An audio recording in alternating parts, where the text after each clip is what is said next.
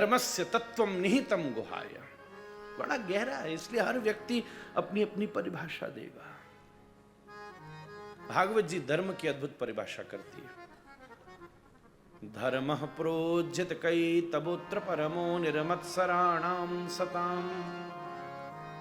कुछ भी कार्य कर रहे हो बस वो कपट से रहित होना चाहिए। परमार्थ में भी तो कपट नहीं हो रहा, कहीं सेवा में भी कहीं कपट तो नहीं हो रहा। पुण्य दान तो अपन ने किया पर कोई कपट तो, एक क्षणिक कपट तो नहीं आ गया। अगर सामाजिक दृष्टि से देखिए तो दुर्योधन ने कितना बड़ा काम किया। कर्ण को युद्ध लड़ना था, बोले मैं राज्य देता हूं, लेट मी एम्पावर यू।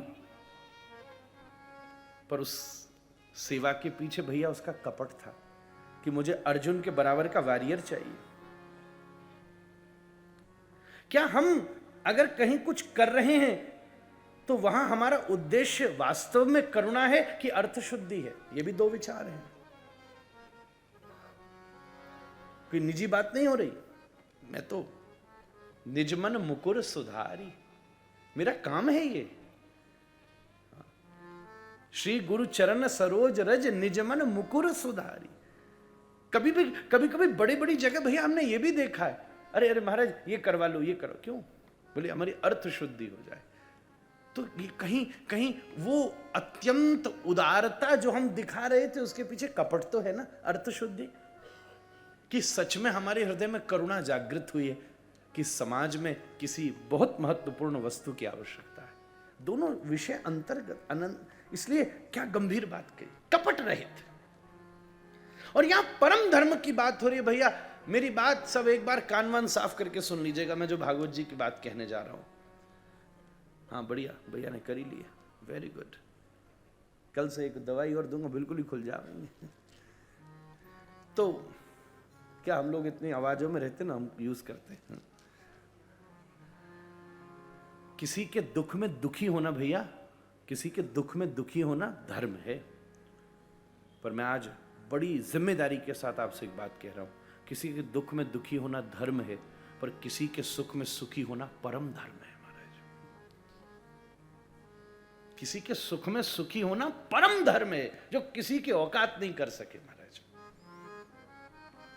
किसी के दुख में दुखी होने वाला तो कभी कभी जानवर भी मिल जाता है आपको। 4 दिन कुत्ता को बाहर रोटी खिला दीजिए, किसी दिन वो मालिक मर जाए तो हमने सुना है कुत्ता भी कुछ दिन खाना छोड़ देता है। किसी के दुख में दुखी होना बहुत आसान है, किसी के सुख में सुखी होना बड़ा ही कठिन है महाराज। खुजली होने लगती है अंदर।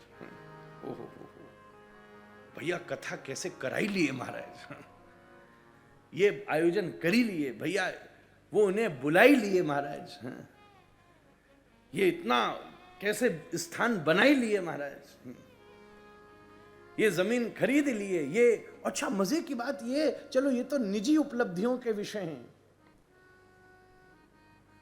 ये इतना बड़ा अस्पताल कैसे खोल दिए, इतना बड़ा आनंद कैसे बना दिए, इतनी बड़ी व्यवस्था, ये बड़ी कठिन बात है। जय जय, किसी के सुख में सुखी होने के लिए ईश्वर जैसा दिल चाहिए महाराज। हमारे यहां परमात्मा विराट है और इतनी बड़ी चीज छोटी जगहों पर नहीं घुसती है।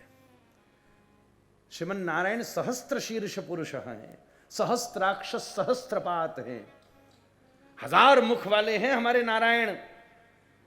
छोटे से दिलों में कैसे घुसेंगे भैया? इसको तो बड़ा कीजिए ना।